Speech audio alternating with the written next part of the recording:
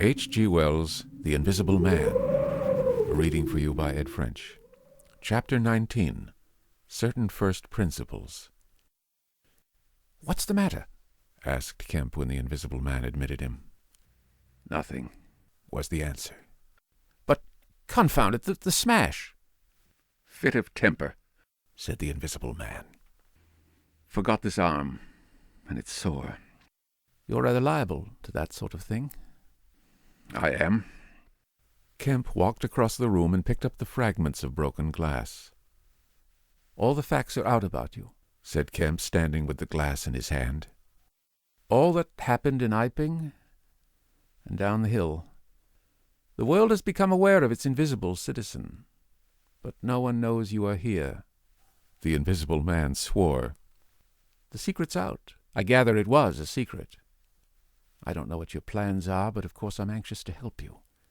The Invisible Man sat down on the bed. "There's breakfast upstairs," said Kemp, speaking as easily as possible, and he was delighted to find his strange guest rose willingly. Kemp led the way up the narrow staircase to the belvedere. "Before we can do anything else," said Kemp, "I must understand a little more about this invisibility of yours." He had sat down after one nervous glance out of the window with the air of a man who has talking to do. His doubts of the sanity of the entire business flashed and vanished again as he looked across to where Griffin sat at the breakfast table, a headless, handless dressing-gown, wiping unseen lips on a miraculously held serviette. "It's simple enough, and credible enough," said Griffin, putting the serviette aside and leaning the invisible head on an invisible hand. "No doubt to you, but—" Kemp laughed. "Well, yes, to me it seemed wonderful at first, no doubt. But now, great God! But we will do great things yet. I came on the stuff first at Chesilstowe." "Chesilstowe?" "I went there after I left London. You know I dropped medicine and took up physics? No? Well, I did. Light fascinated me." "Ah." "Optical density. The whole subject is a network of riddles, a network with solutions glimmering elusively through. And being but 22 and full of enthusiasm, I said, I will devote my life to this. This is worthwhile. You know what fools we are at 22.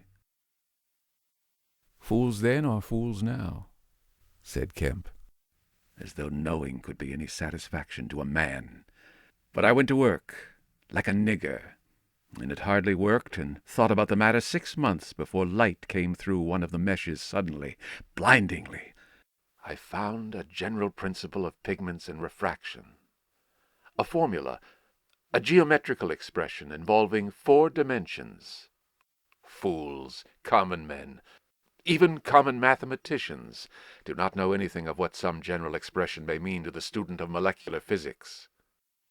In the books that tramp has hidden, there are marvels, miracles. But this was not a method. It was an idea that might lead to a method by which it would be possible, without changing any other property of matter, except in some instances colors, to lower the refractive index of a substance, solid or liquid, to that of air, so far as all practical purposes are concerned." "Phew," said Kemp. "That's odd. But still I don't see quite— I can understand that thereby you could spoil a valuable stone, but personal invisibility is a far cry." "Precisely," said Griffin. "But consider, visibility depends on the action of the visible bodies on light. Either a body absorbs light, or it reflects or refracts it, or does all these things. If it neither reflects nor refracts nor absorbs light, it cannot itself be visible. You see an opaque red box, for instance, because the color absorbs some of the light and reflects the rest, all of the red part of the light, to you. If it did not absorb any particular part of the light, but reflected it all, then it would be a shining white box, silver, A diamond box would neither absorb much of the light nor reflect much from the general surface, but just here and there, where the surfaces were favorable, the light would be reflected and refracted, so that you would get a brilliant appearance of flashing reflections and translucencies. A sort of skeleton of light. A glass box would not be so brilliant, not so clearly visible as a diamond box, because there would be less refraction and reflection. See that? From certain points of view you would see quite clearly through it. Some kinds of glass would be more visible than others. A box of flint glass would be brighter than a box of ordinary window glass. A box of very thin common glass would be hard to see in a bad light, because it would absorb hardly any light and refract and reflect very little. And if you put a sheet of common white glass in water, still more if you put it in some denser liquid than water, it would vanish almost altogether, because light passing from water to glass is only slightly refracted or reflected, or indeed affected in any way. It is almost as invisible as a jet of coal gas or hydrogen is in air, and for precisely the same reason. Yes, said Kemp. That is pretty plain sailing. And here is another fact you will know to be true. If a sheet of glass is smashed, Kemp, and beaten into a powder, it becomes much more visible while it is in the air. It becomes at last an opaque white powder. This is because the powdering multiplies the surfaces of the glass at which refraction and reflection occur.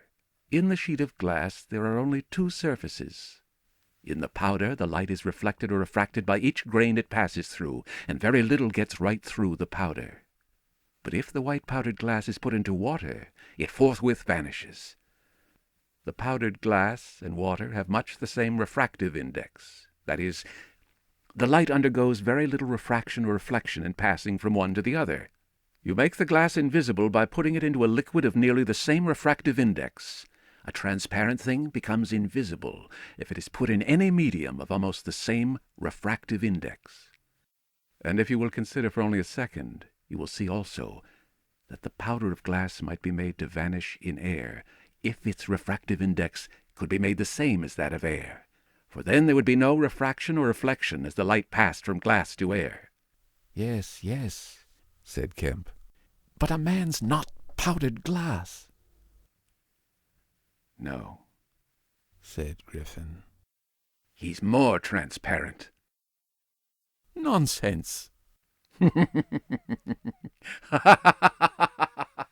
That from a doctor. How one forgets. Have you already forgotten your physics in 10 years? Just think of all the things that are transparent and seem not to be so. Paper, for instance, is made up of transparent fibers, and it is white and opaque only for the same reason that a powder of glass is white and opaque.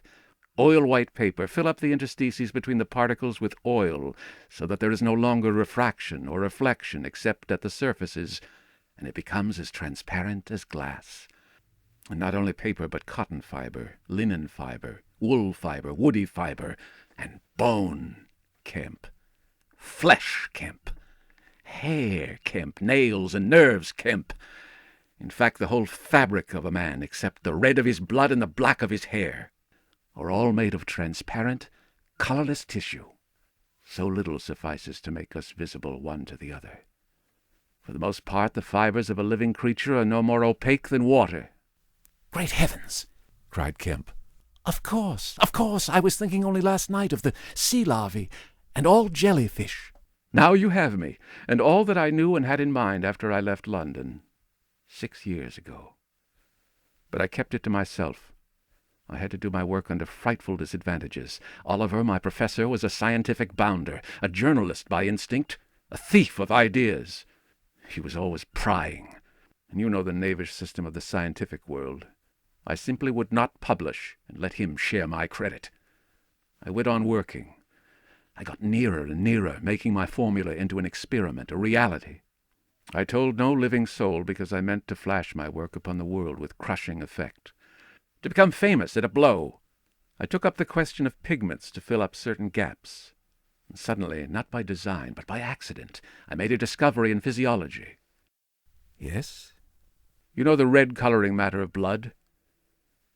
It can be made white, colorless, and remain with all the functions it has now.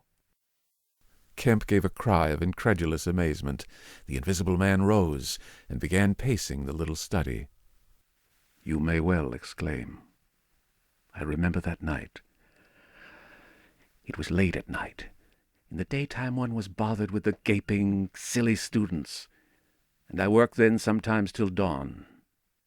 It came suddenly, splendid and complete in my mind. I was alone. The laboratory was still, with the tall lights burning brightly and silently. In all my great moments, I have been alone. One could make an animal, a tissue, transparent. One could make it invisible, all except the pigments. I could be invisible, I said, suddenly realizing what it meant to be an albino with such knowledge. It was overwhelming. I left the filtering I was doing and went and stared out of the great window at the stars. I could be invisible, I repeated. To do such a thing would be to transcend magic. And I beheld, unclouded by doubt, a magnificent vision of all that invisibility might mean to a man. The mystery, the power, the freedom. Drawbacks I saw none. You have only to think, and I, a shabby, poverty-struck, hemmed-in demonstrator teaching fools in a provincial college, might suddenly become this. I ask you, Kemp, if you, anyone, I tell you, would have flung himself upon that research. And I worked 3 years, and every mountain of difficulty I toiled over showed another from its summit. The infinite details, the exasperation. A provincial professor, always prying. When are you going to publish this work of yours, was his everlasting question. And the students, the cramped means. 3 years I had of it. And after 3 years of secrecy and exasperation, I found that to complete it was impossible. Impossible. How? Asked Kemp. Money. Money, said the Invisible Man, and went again to stare out of the window. He turned round abruptly. I robbed the old man, robbed my father. The money was not his, and he shot himself.